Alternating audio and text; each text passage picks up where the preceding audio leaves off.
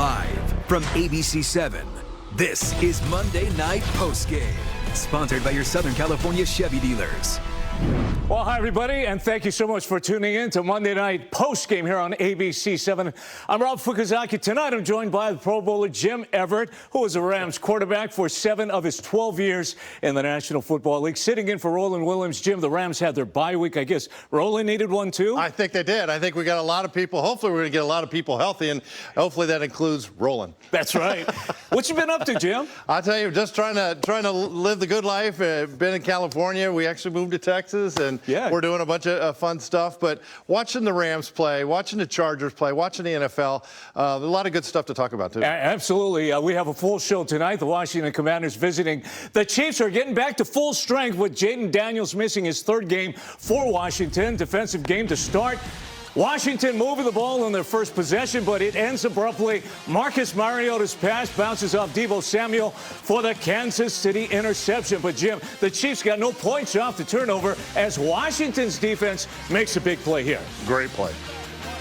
Absolutely. Talk about the coverage right there. Well, I said Lattimore is he's a natural. And, Patrick's trying to fit that back corner. Throw in, Lattimore just feels it and goes. It's an excellent play by 2 great players. And when you're in the NFL, they're going to make some great plays on that side of the ball, too. And, of course, there's another turnover by the Chiefs, but then they get into the end zone. They open the scoring. Kareem Hunt gets in from a yard out. It's 7-0, but Jim, the Commanders with a crucial drive to answer KC's score. That throw right there was unbelievable by Marcus Mariota. He's filling in, but he puts good touch on it. He puts it where only his guy can get it, and it wasn't called a touchdown at the time. But when they went through instant replay, which I'm all for, it was a touchdown. Great throw, great catch, great effort, and that's great to see. Yeah, it's surprising that it was a 7-7 game at halftime at Arrowhead Stadium. Now, the Chiefs' offense running smoothly to start the second half. They open up with an 8-play, 80-yard drive, ending with Patrick Mahomes' short toss to Kareem Hunt in the EZ, a 14-7 lead. Then Travis Kelce ties Priest Holmes for the Chiefs' all-time touchdown leader with 83, much to the delight of his fiancée, Taylor Swift, Jim. I think they got a special camera just for her. But so happy for Travis Kelce. He's just got a feel. Patrick has the feel, too. 83 touchdowns. I mean, leads that team. Watching him play is just an epitome of just great football. Now, Washington running just 11 plays in the 3rd quarter for 42 yards. Mike Daniel with the interception in the first half and a sack to end the 3rd quarter with KC leading 21-7. And the Chiefs go on to win this game easily, walking away. And talk about what you see in the Chiefs right now compared to the beginning of the season. Well, at the beginning of the season, Rob, we were talking about, hey, maybe the Chiefs are going to be, supplanted by someone. They start off 0-2, but yet here they do. They come back. You got Rashid Rice, who's back after a 6-game suspension. I think they're one of the best elite teams. A lot of people are talking about Patrick Mahomes being an MVP. He's playing like it. You saw his left tackle and it was out. And so for personal reasons, I had to back up. And you saw him, a little shaky at the start. And that's when you don't have your tackle in, sometimes you can get a little nervous. And Patrick looked nervous in the first part. Yeah, absolutely. They have a dynasty there with Andy Reid leading the way. Is that dynasty going to continue this season, in your opinion? I don't see why not. You look at every one of those, and Patrick said it during the game. He's playing with a team with each one of those guys as a track star. Worthy. You talk about Rice. You talk about Pacheco. He's got all the tools. Travis Kelce's still playing good. I got to see who's going to stop them. And the AFC West, with the Chargers, with the Knicks playing so good, and the Denver defense, it's going to be a shootout. Yeah, the AFC West is definitely one of the most competitive divisions in all of football. We're going to take our first timeout. Still ahead. Our Chevy Drive to Win is coming up, and the Chargers get Joe Alt back, and they get back to their winning ways. We will dive deep into their Thursday night win against the Vikings, and the Rams trade for quarterback Roger McCreary. What does that mean? Coming up on Monday Night Postgame, presented by your Southern California Chevy dealers. Monday Night Postgame is sponsored by Silverado. With impressive capability, advanced tech, and the hardest working vet in the business, it's everything you expect from a Chevy truck. When news is breaking, you turn to Eyewitness News first. It's what you do. Look, you've got this entire news team working for you, getting you the facts, getting it right. That's what it takes to be Southern California's news leader. It's time for Chevy Drive to Win, presented by your Southern California Chevy dealers. The Chiefs' second touchdown drive of the third quarter is our Chevy Drive to Win tonight. Kansas City using 8 plays to go 75 yards, just under 5 minutes. Patrick Mahomes, a perfect 6 for 6 in the air to 4 different receivers, including a 24-yard pass to USC alum Juju Smith-Schuster. And, of course, his favorite target, Travis Kelce, completing the drive with a 10-yard touchdown pass. His third of the year, 83rd of his career. The Chiefs win him 21-7, and they never look back. They win by a score of 28-7 here on Monday Night Football. Welcome back, everybody. Jim Everett, Rob Fukuzaki here. Patrick Mahomes tonight, Jim, 25 of 34, 299 yards, 3 touchdowns, 2 picks. Those coming on the first 2 offensive possessions. Jim, how much easier is it for Mahomes, the Chiefs offensive coordinator, to have all their starters back and healthy? Well, I think it's key for these guys. They're a very dynamic offense. You think about what they try to get done, where they move the ball. They try to get the mismatch. One of the touchdowns later on to Rice, you saw Rice against Bobby Wagner. That's a mismatch all day long. So they're looking for the mismatches. You cannot play Patrick Mahomes in zone coverage. And years they keep trying to do it. You got to pressure Patrick. He was a little bit off at the very first. Was that because his lineman was off or this? I don't know. But boy, when he turns it on, there's no one like Patrick Mahomes. You've watched a lot of football in your career, even when you were playing. Have you seen a quarterback that's more hard to defend than Patrick Mahomes? Well, I mean, there's probably a handful of guys. I like watching Josh Allen, too. I mean, you really can't.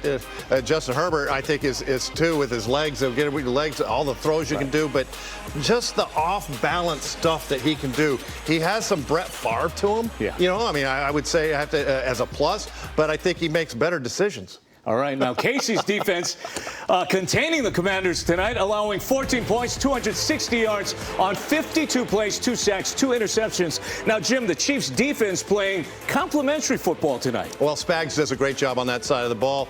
All you guys in fantasy football, if you lined up the Chiefs this week, you did pretty good. I was one of them. So, I mean, that division, I mean, you look at Broncos defense, you look at Chiefs defense. When you play the Chiefs, you got to be prepared. Karlaftis from Purdue right there, making another sack. You've got to be able to get Chris Jones. You've got some personnel over there. Their secondary, if you can get deep into their secondary, you can get some advantages. But you just got to block the guys up front, and a lot of teams can't get that done. Yeah, we've been talking about how competitive that AFC West is. Now the Vikings and the Chargers coming into the first game of Week 8, both trying to get a win. Minnesota trying to stay in touch with the Green Bay Packers in the NFC North, while the Chargers have lost 3 or 4 games. You're watching the Chargers KABC 7's Monday Night Postgame, sponsored by your Southern California Chevy dealers. The Chargers now get to enjoy their mini bye week after getting back on track with a dominant win over the Vikings Thursday night at SoFi. Their 37 points are the second highest under Coach Jim Harbaugh. Justin Herbert throwing 227 yards, 3 touchdowns, and an interception. He also picked up 62 yards on the ground. What about that performance? Chargers with a 37-10 win, improving to 5-3. They remain a game back at Denver for the AFC West division lead. Lad McConkey, I'm telling you, you got to have him fired up right now. I mean, the way that what he's doing. The Chargers at a point where, and this is what's happened, Rob, during the season throughout a bunch of different teams, is you have some points when you're injured. How can you play through those injury moments? The Chargers were injured. They're coming back healthy. Their defense is getting healthy. They're making people pay on that side of the ball. And they made Carson Wentz look pretty average. Yeah, absolutely. And you're talking about getting guys back. We're going to take another break. Still ahead, the impact Joe Alt had on the game in his return, and Kamani Vidal and the running game giving their offense a charge. Coming up on Monday Night Postgame, presented by your Southern California Chevy dealers. You're watching ABC 7's Monday Night Postgame, sponsored by your Southern California Chevy dealers. And welcome back, everybody. I'm Rob Fukuzaki alongside Rams Pro Bowl quarterback Jim Everett. Of course, Jim, this is what they call the equinox, right? This Monday, where every league is playing. It doesn't happen very often, including the World Series. It's happening down at the Ravine, as you know. They're in the top of the ninth inning. Roki Sasaki is on the mound. Got the Dodgers out of a jam in the top of the eighth inning, so he's pitching the ninth as well. The game is tied at 5. When the game is complete, we will go live to Dodger Stadium. Hey, Rob, let's go Dodgers. Yeah, let's go Dodgers. I mean, I tell you something, the Blue Jays are a good team. They led the league in batting, also hits, and also on-base percentage. So they are currently still one out in the top of the ninth inning. Now let's continue on with the Chargers. You, of course, root for the Chargers as well as the Rams. Joe Alt suffering a high ankle sprain in Week 4 against the Giants. He returned Thursday night against the Vikings, and his impact was felt all game long. Jim, for a quarterback, how important is it to know your blind side? It's going to be protected. Oh, well, especially with a guy like Joe Alt. Here's a big human being that protects your blind side. Also, the running game, Rob. What he does for Vidal on that left side. But I love Jimmy Harbaugh down there. I love how he's getting Justin going, making the throws. But having a good left is like a left tackle is like having a good foundation in your house. Absolutely. And I know Justin feels a lot better when Big Alt's in the game. Absolutely. Protecting his blind side. Now against the Colts, Jim, the Bolts fell behind 23-3, forcing Justin Herbert to throw the ball 55 times. Got to ice that arm after that. Now the Vikings, the Chargers jumping out to a 24-3 lead, allowing for a better pass-run ratio. Herbert, 18 of 25, 227 yards, 3 touchdowns, and a pick to finish with a 122.8 quarterback rating. Jim, how much is it easier to drop back, throw the ball when that defense cannot rush the quarterback? Well, I mean, they're going to rush you. They're going to come at Pressure you. But when you can be two-dimensional, unlike the Colts game was basically they used what Chargers like to do, what Roman likes to do, are running the ball, and that's what Jonathan Taylor's doing for the Colts. Sure. But now they come back with the Minnesota. They can get Ladd McConkey. They get your running game going. You're two-dimensional, and they made it look easy. Yeah, you know, the Chargers have been dealing with issues, injuries to their backfield, and Vidal is the next man up. Now, Joe Alt protecting his quarterback and helping out with the run game. Kimani Vidal with 23 carries, 117 yards, and his first career touchdown. They only ran the ball 10 times in their loss to the Colts. Vidal getting 9 of those carries. Jim, when your team jumps out to a big lead, how important is it to run the ball successfully? Well, I think it's very important. Yep. And like I said, the offensive coordinator, Greg Roman, is a run specialist type guy. That's why Jimmy brought him in. And it is next man up.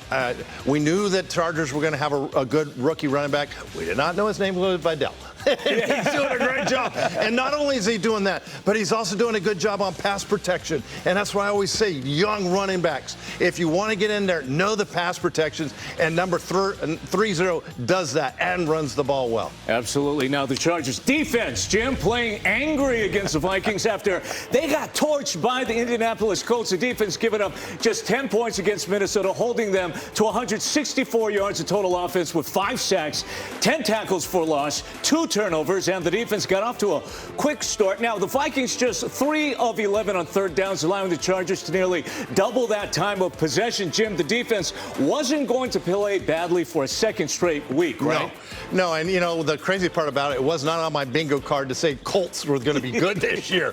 And all of a sudden here we're comparing them. But the way that they came back, the way the Chargers prepared, and these guys are professional. Max back healthy. You got, you know, the secondary getting back healthy. And you got, you know, they were doing some really, really good things together, and it pops. And so I really like the way the Chargers are going to play. The only thing I would tell Justin is don't try to play hero ball so much. Just keep it within yourself, and I think they're going to have a very, very fine run. And I think each year he's getting better. He's getting the reps, obviously, in the National Football League. You got to get up to speed. Now, next up for the Chargers, they visit the Music City, Nashville, Tennessee, to face the 1-7 Titans. Top overall pick Cam Ward completing 58% of his passes with 5 touchdowns and 6 interceptions, and already has has a new head coach, Jim. Plus, they're averaging 80 yards a game on the ground. Jim, can you start a rookie like this in his campaign, and, you know, he's struggling and all that? Does that affect his confidence, or does it make him better and stronger? Well, it's definitely going to add adversity to his program. I mean, we were watching Monday Night Football. Yeah. Who was calling it? It was Troy Aikman. Yes. Troy Aikman started with 0 wins his rookie year, and he's in the Hall of Fame. So we can never say never. But Troy Aikman, after the year, got Jimmy Johnson. They traded Herschel Walker. They got Michael Irvin. They built the team around him. It's going to be a minute for Tennessee to get better. But Cam needs to just keep his head on. I think he's got a good head on his shoulders. He's going to have to play through this. There will be some adversity, and he's facing it. Yeah, Jared Goff also started his career without a win. All right, hey, we're going to step aside for a moment. Still ahead, we are, of course, going to keep you up to date with the World Series as it shifts to Los Angeles for Game 3. The Dodgers look to take a series lead against the Blue Jays, and it's a tight one. We'll turn the spotlight also to the Rams. The Rams add some depth in their defensive backfield. How much will a trade today made in their defensive backfield improve their already good defense? Coming up on Monday Night Postgame, presented by your Southern California Chevy dealers. The Dodgers back in the World Series. And Eyewitness News has you covered. I'm so excited! Team coverage every newscast with reporters live in Toronto and Los Angeles as the boys in blue go for another win. All this week on Eyewitness News. Let's go Dodgers! But wait, how much does this cost? World Series fans forking over copious cash to buy sports swag. But why is one generation spending more than the rest? The secret cost of sports fandom. Tomorrow at 6. You're watching ABC 7's Monday Night Postgame, sponsored by your Southern California Chevy dealers. Hey, the quarterback, Jim Everett, is here. I'm Rob Fukuzaki. Thank you for tuning in to Monday Night Postgame. Of course, we know there's a big game down at Chavez Ravine. The Dodgers and the Toronto Blue Jays are headed to the bottom half of the 9th inning, tied at 5 as Roki Sasaki gets out of a little jam.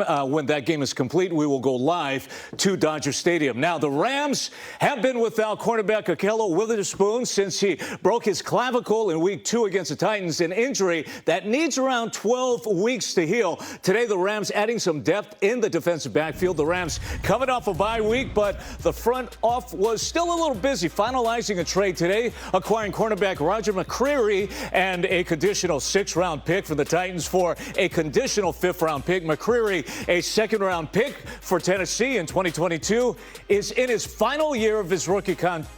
Now, in 55 games for the Titans, McCreary with 253 tackles, 3 picks, 17 pass defended, and 4 sacks.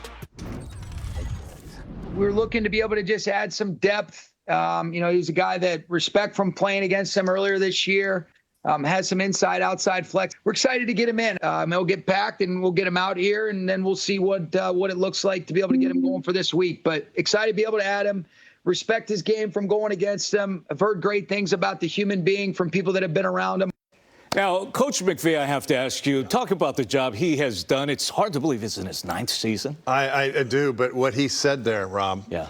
I've heard about he's a good human being. That's one of the big things between Les Snead and Sean McVay is they're bringing in people that have high football IQ. They want them to be not citizens, but great football players. Right. And that you heard it from right there. And so with Darius Williams also nursing an injury, this was kind of a must deal. That we needed. It's a numbers game, right? And you need 5, you need 6 DBs in there, and you can't have a big gaping hole of a rookie running back there. Yeah, they want good football players, but they also want some high character people. Absolutely. There with the Rams. Now, Coach McVay also said cornerback Darius Williams is dealing with an abnormal injury, a strain in his shoulder and lat. Now, how important is it for the Rams to add depth to that defensive backfield? Oh, I think it's very important. I mean, in today's NFL, like we just saw on Monday night, if you don't have 6 healthy DBs to play in your dime package, you're going to get mismatch. Right. And so you have to have that. So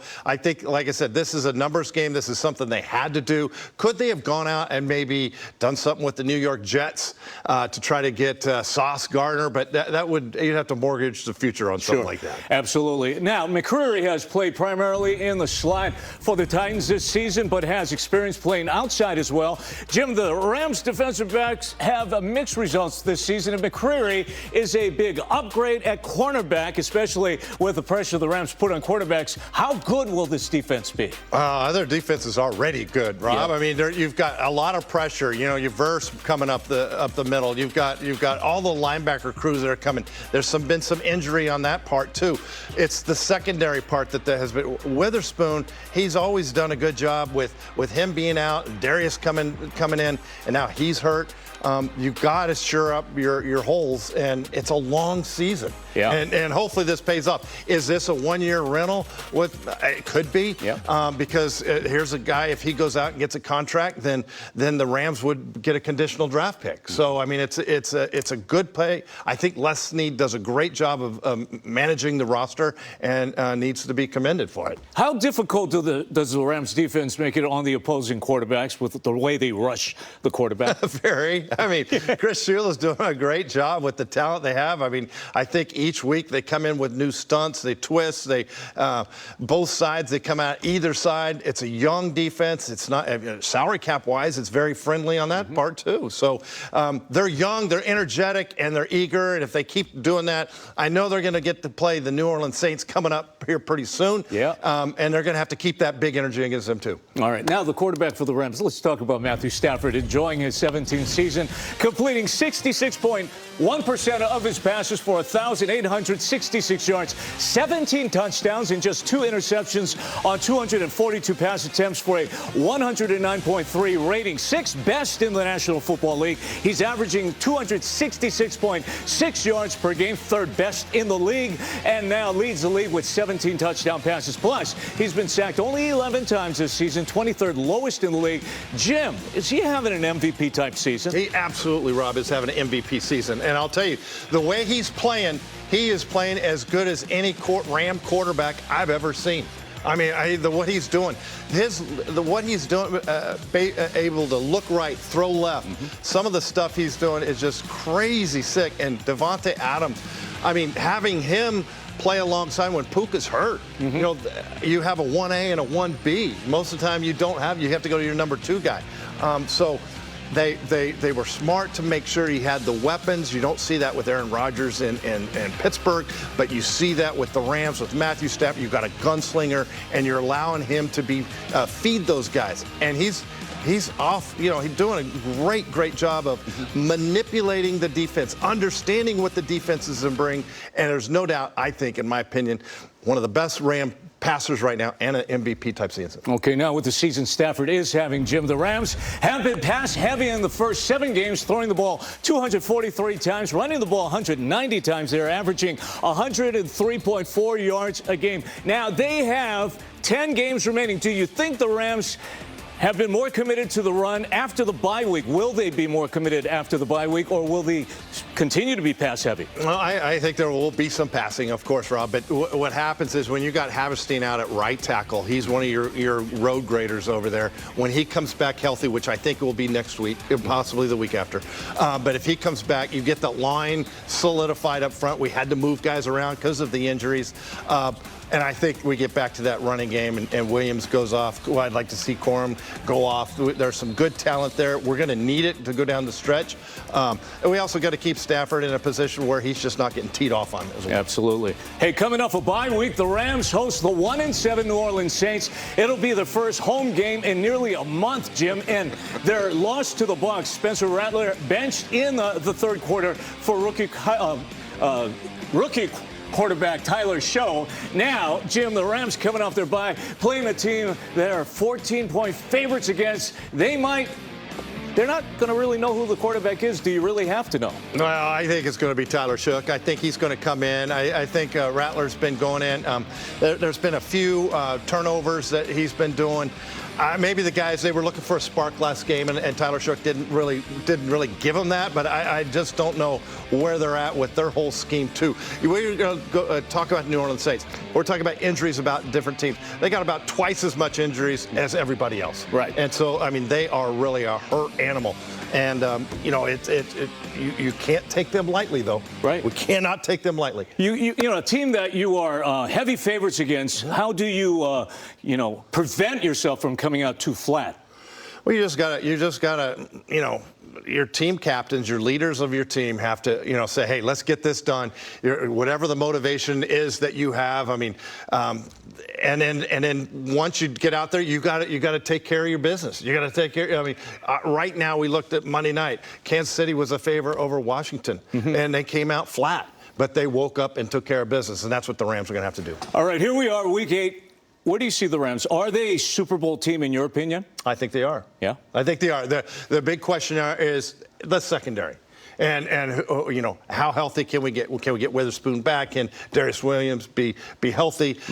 But all the other positions I think are solid. I'd like to see that running game pick up. Alaric Jackson, the left tackle, is doing a great job. We're going to get Big Rob back at the right tackle. I like the whole center guard combinations. I think that's working out great. Yeah, it would be nice to see them win a Super Bowl in the 49ers home stadium, Levi Stadium. that would be good. All right, we're going to take another timeout. Still ahead, the final word on Week 8. And do the Packers have the best process in developing quarterbacks? Coming up on Monday Night Postgame, presented by your Southern California Chevy dealers.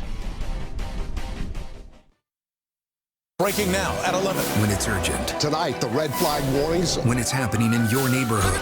A major fire in the IE. More people trust Mark Brown and the Eyewitness News team. We begin with breaking news. ABC 7 Eyewitness News at 11. Wake up with Rachel, John, Tony, Leslie, Brianna, and live traffic from Scott Reif in Air 7. Flying higher and going farther. Anywhere news happens. More people turn to Eyewitness News first. Eyewitness News when you wake up.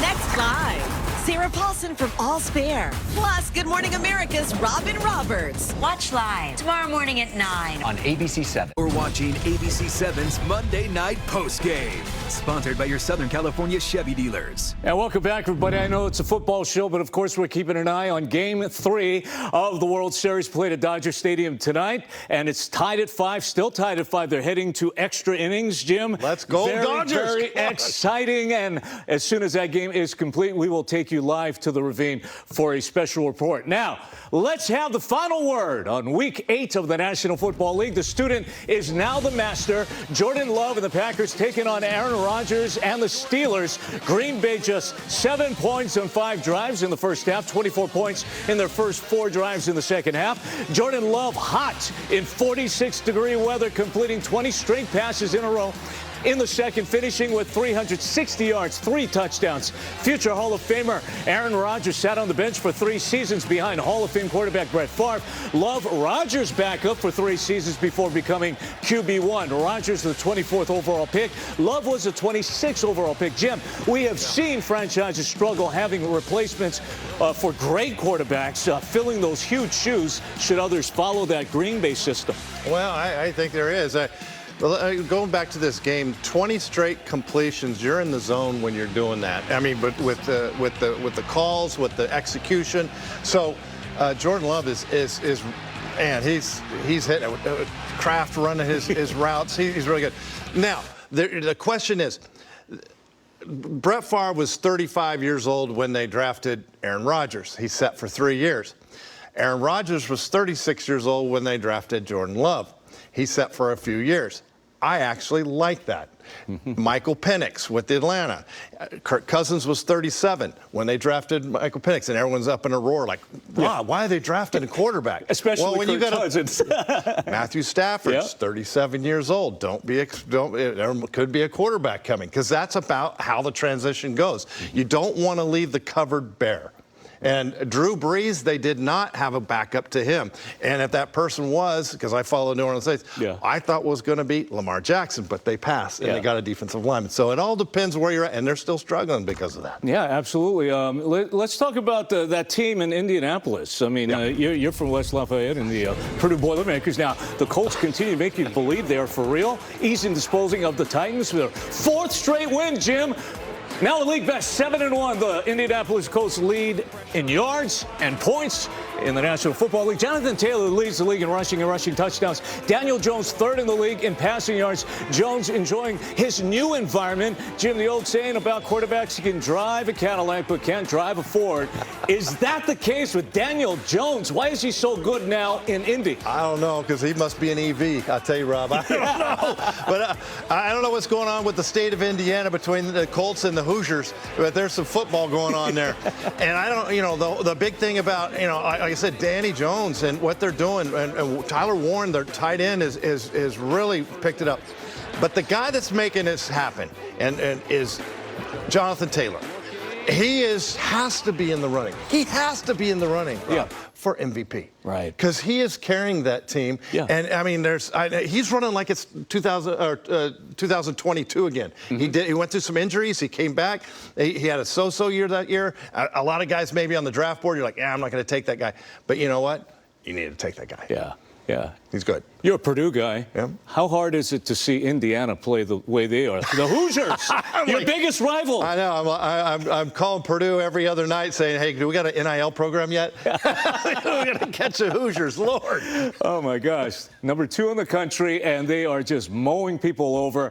UCLA fans were hoping the possibility of a miracle happening, but it didn't happen. Now, the AFC East, leading Patriots now 6-2 after a 32-13 win over the Browns. Cleveland sacking Drake May 6 times and 37 dropbacks despite the pressure. May completing 70% of his passes, 282 yards, 3 touchdowns and a pick. What difference is the game young quarterbacks from year 2, Jim? Yeah. Year 1, you're trying to get the game speed. Year 2, Drake May, and Drake's a little different. He's got good mobility. He's got a good system. He's got some guys around him. And he's feeling confident. You see some of the throws. He's one of the most accurate guys throwing this right now, and he continues to do. What I feel bad about is a guy named Myles Garrett who sacks him 5 times. And his team scores 6 points. Right. And, I mean, that's got to be deflating. And so as much as Drake is making good decisions, he's moving the ball around, he's good enough mobility to be good. But that second-year stuff with this offensive system is huge. And I didn't see the Patriots running that division, and they are. Yeah. Mike Vrabel doing a good job. Well, when they fired Tennessee coach and Vrabel called him up and said, hey, I understand how you feel, because that was me last year. But he's up there running that system. I think he got the right guy. He kind of has that Dan Campbell flair to him a little bit. Mm-hmm. No nonsense. And I love that. And they're up there just winning. All right, that game at Chavez Ravine still tied at 5. They're on the top of the 10th inning, and Toronto has 1 man on. When we return tonight is a very rare sports day and night. The World Series back in L.A. as the Dodgers and the Blue Jays square off in Game 3 of the Fall Classic coming up on Monday Night Postgame, presented by your Southern California Chevy dealers. The Dodgers back in the World Series. And Eyewitness News has you covered. I'm so excited! Team coverage every newscast with reporters live in Toronto and Los Angeles as the boys in blue go for another win. All this week on Eyewitness News. Let's go Dodgers! But wait, how much does this cost? World Series fans forking over copious cash to buy sports swag. But why is one generation spending more than the rest? The secret cost of sports fandom. Tomorrow at 6. You're watching ABC 7's Monday Night Postgame, sponsored by your Southern California Chevy dealers. Welcome back, everybody. Hope you're having a great Monday. This is an annual event that happens that's happened 15 straight years. The Sports Equinox, where all 4 major American sports Leagues are in action with 15 games spread across the National Football League, Jim Everett, also the NHL, NBA, and the one Angelinos care about the most, Major League Baseball, the World Series, Game 3, still tied at 5. They're heading to the bottom of the 10th inning. We saw a nice relay. Oh, great throw. Yes. Great throw. It's out. Yeah, it was Teoscar Hernandez fielded the ball, got it to Tommy Edman, and he threw the Blue Jay runner out at home plate to keep the game tied. So we're going to take another break. We'll be right back.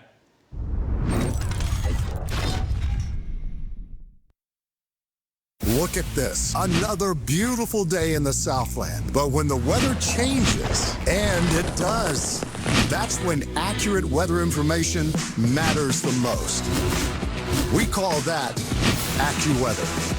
Let's go Dodgers! But wait, how much does this cost? World Series fans forking over copious cash to buy sports swag. But why is one generation spending more than the rest? The secret cost of sports fandom. Tomorrow at 6. And welcome back, everybody. Join us next week for more Monday Night Football here on ABC 7. The Cardinals head to Jerry's World to face the Cowboys. Coverage begins at 5 o'clock. After the game, another edition of Monday Night Postgame. Now let's preview that game. Jim Everett, Kyler Murray expected back for the Cardinals as they visit the Dallas Cowboys. The Cardinals need a win to stay in the NFC West race. And Murray has to be smiling as he faces a defense that has given up the second most points, yards, and passing yards in the league, and they only have 15 sacks. Jim, how hard is it for an offense knowing the defense is giving up so many points? Well, I think Dak Prescott could probably answer that one because he probably feels he's got to score 30 points just to be in it. There was a few years back in the day I felt the same way, and you start pressing. But, you know, what I'd say with Kyler, you know, knowing that he's get to face that type of thing without that pass rush and so I think that he doesn't have Michael Pearson to deal with, so it'll be good. Hey, Jim, thank you so much for being here. Oh, Rob, it's always good to see you. Our thanks to the quarterback. That's our show. Have a great night, everybody. Go Dodgers. We'll have it all covered for you tonight on Eyewitness News. This 7, it opens doors. This 7 does it too. That's the power of Eyewitness News. LA knows us, and we know LA. When we ask questions, we get you answers. It's what Eyewitness News does best.